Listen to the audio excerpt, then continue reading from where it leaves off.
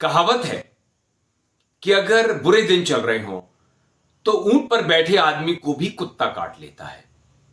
आप मतलब समझ गए होंगे। मुंबई फिल्म इंडस्ट्री के मुस्लिम सितारों के दिन भी आजकल बुरे चल रहे हैं। गलती करें ना करें ये घेर लिए जाते हैं, इनकी फिल्मों का बॉयकॉट भी हो जाता है। वजह अलग अलग हो सकती हैं, अच्छी या बुरी। नमस्कार दोस्तों, मैं अरविंद आपका अभिवादन करता हूं। अभी आमिर खान ने एक विज्ञापन में काम किया। बैंक का विज्ञापन था, उसमें आमिर खान दूल्हा बने और कियारा आडवाणी दुल्हन। शादी के बाद आमिर खान कियारा आडवाणी के घर जाते हैं और जो रस्म एक दुल्हन निभाती थी वो आमिर खान निभाते नजर आते हैं। पहला कदम कौन रखेगा? इस घर में नया कौन है? नया तो मैं ही हूं। वेलकम दामाद जी। घर जमाई बनकर। बस फिर क्या था, आमिर खान निशाने पर आ गए। मध्य प्रदेश के गृह मंत्री नरोत्तम मिश्रा इस बात के लिए जाने जाते हैं कि वो बहुत जल्दी प्रतिक्रिया फिल्म स्टारों के विरुद्ध दे देते हैं। उन्होंने कहा कि आमिर खान ने हिंदू परंपराओं को छेड़ा है। हमारे यहाँ ऐसा नहीं होता, लड़कियां ही जाती हैं शादी होके दूल्हे के घर। कि भारतीय परंपराओं और रीति रिवाजों को ध्यान में रखकर आगे इस तरह के विज्ञापन करें वो। उसके बाद इस मैदान में कश्मीर फाइल्स के निर्देशक विवेक अग्निहोत्री भी कूदे। हिंदूवादी हैं वो आजकल और पैरवी करते नजर आते हैं हिंदुओं की। कितनी पैरवी करते हैं, कितनी कश्मीरी पंडितों का इन्होंने साथ दिया 90 में और अभी फिल्म इतनी सफल हुई, तो ये हमें चेक करना होगा। लेकिन ये अब एक ठेकेदार के रूप में उभरे हैं, भाजपा को सपोर्ट करते हैं और हिंदुओं की बात करते हैं विशेष तौर पर। इन्होंने भी प्रतिक्रिया दी। तीसरे एक हिंदी फिल्मों के गीतकार हैं मशहूर मनोज मुंतसिर। आजकल ये भी प्रवचन देते हैं काफी जगह पर, सोशल मीडिया पर भी मौजूद हैं। इन्होंने भी कहा कि 3 दशकों तक अगर हमारी संस्कृति के बारे में बात ना की जाए, नई पीढ़ी को बताया ना जाए, तो ये खत्म हो जाती है। महर्षि अरविंद की इस बात में इतना सच इसलिए है कि 3 पीढ़ी अगर आप अपनी संस्कृति से दूर रह गए तो आपकी संस्कृति नष्ट हो जाएगी। तो इस तरह की बातें आजकल लोग करते ही हैं। साधु संतों से लेकर के अलग अलग क्षेत्र के लोग अब प्रवचनकर्ता के रूप में उभरे हैं।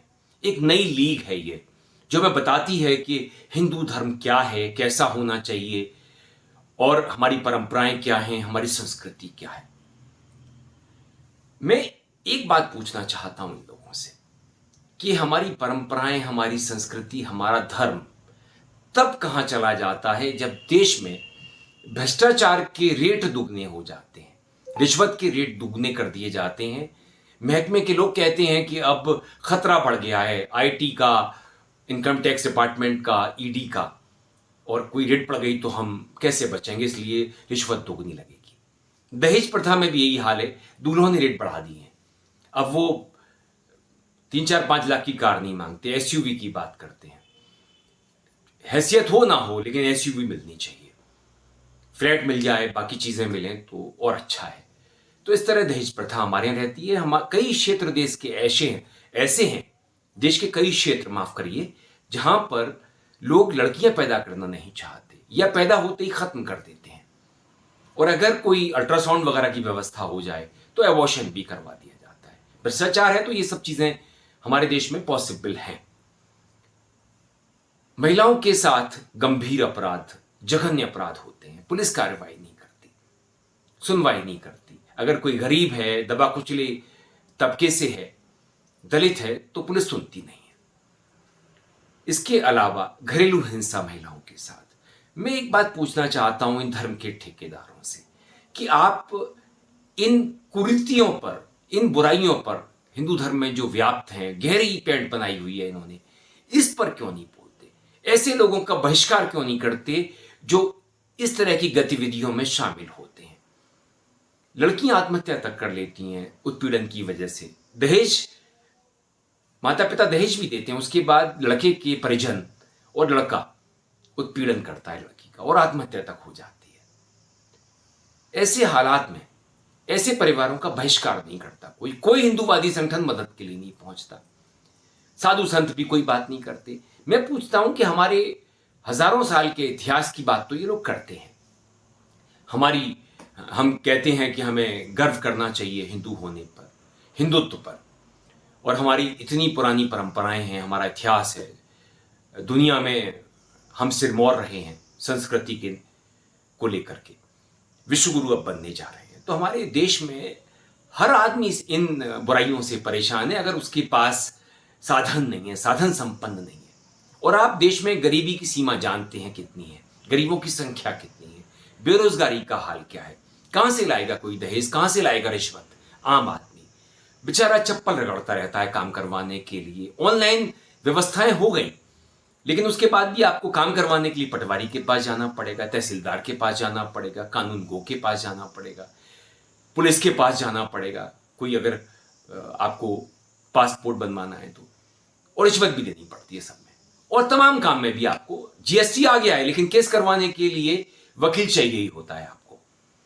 इसलिए आप तमाम चीजें कर रहे हैं। ऐसे ही आप तमाम सड़कों के नाम बदल रहे हैं, नगरों के नाम बदल रहे हैं, प्रधानमंत्री और उनकी सरकारें।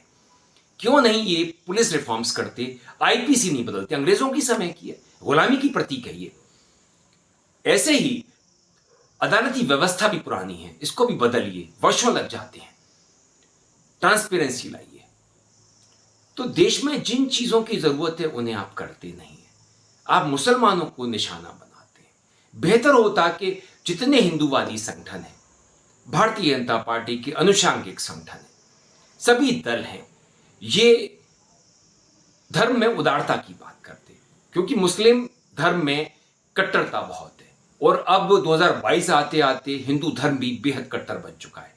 हिंदू धर्म के मानने वाले हिंदू लोग जो है बहुत बड़ी संख्या में, आईटी सेल ने अपना काम कर दिया है सोशल मीडिया के जरिए, तो वो अब मुसलमानों को दुश्मन नंबर 1 समझते हैं। और नेताओं ने इस तरह के राक्षस, इस तरह के शैतान और एक कल्पना लोक सा खड़ा कर दिया है कि ये हमें खत्म कर देगा। वास्तव में ये है नहीं।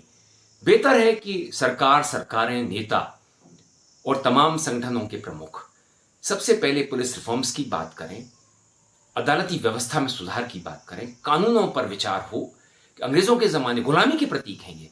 इसलिए आप लेबल मत बदलिए, आप अंदर का मजमून बदलिए, माल बदलिए। डिब्बा बदलने से कुछ नहीं होगा। डिब्बे के अंदर है क्या, कैसी मिठाई है या जहर है, उसे बदलिए। गुलामी के प्रतीक तो असली में वो चीजें हैं जो विचार होते हैं, जो कानून है वो है। आप किसी नगर का नाम इलाहाबाद से प्रयागराज कर देंगे तो इससे गुलामी हमारी मिटेगी नहीं। हमारी सोच हमें बदलनी चाहिए कि हम दलितों के प्रति कितना सम्मान करते हैं।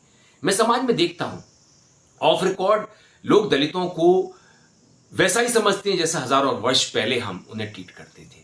आज भी गांव में बारात नहीं निकलने दी जाती। इसलिए मेरा आग्रह रहेगा प्रधानमंत्री जी से कि वो प्राचीर से, लाल किले की प्राचीर से बातें ना करें, वादे निभाना शुरू करें। और जितने अनुषांगिक संगठन के प्रमुख हैं, जितने हिंदूवादी नेता हैं, जितनी पॉलिटिकल पार्टीज हैं देश में, ये धार्मिक उदारता की बात करें। मुसलमानों को भी समझाएं कि वो धार्मिक रूप से नए विचारों को स्वीकार करें। हिंदू तो करते आए हैं, हिंदुओं ने अभी 8 साल से स्वीकार करना बंद किया है। और नरोत्तम मिश्रा, विवेक अग्निहोत्री, मनोज मुंतसिर, तमाम साधु संत, मोहन भागवत जी आरएसएस प्रमुख और तमाम भीड़, ये लोग धार्मिक कट्टरता की तरफ ही हमें बढ़ा रहे हैं। उदारता की बात सिर्फ कभी कभी होती है।